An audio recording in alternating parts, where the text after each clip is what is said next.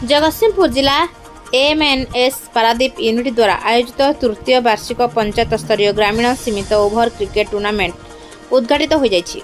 पारादीपगढ़ नुआगढ़ और भूतमुंडाई ग्राम पंचायतर 12 गोटी cricket team अंशग्रहण कर 4 दिन व्यापी अनुष्ठित हेब। उद्घाटन उत्सव में आर्सेलर मित्तल निपुण स्टील सीएसआर मुख्य श्रीजुक्त विकास यादविंदु मुख्य अतिथि भाव जोग बेले मुख्य वक्ता भाव वरिष्ठ आईनजीवी श्रीजुक्त संजय कुमार बेहेरा, सम्मानित अतिथि भाव जोगज्योति प्रधान, प्रमोद कुमार जेना प्रमुख जोग देथिले। कंपनी पारादीप मुख्य देवाशीष स्वाई टूर्नामेंट को संचालन करथिले। संजय कुमार बेहेरा एडवोकेट।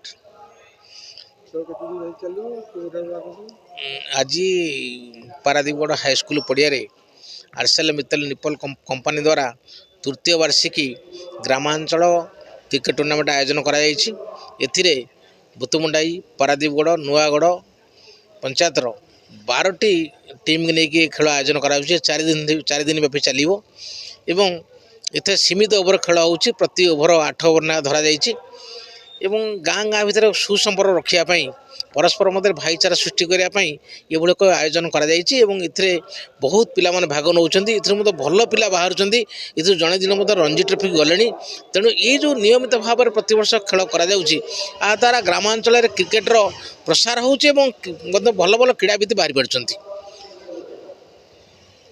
जगतसिंहपुर जिलार ओमदास का रिपोर्ट रूपाथालिया न्यूज।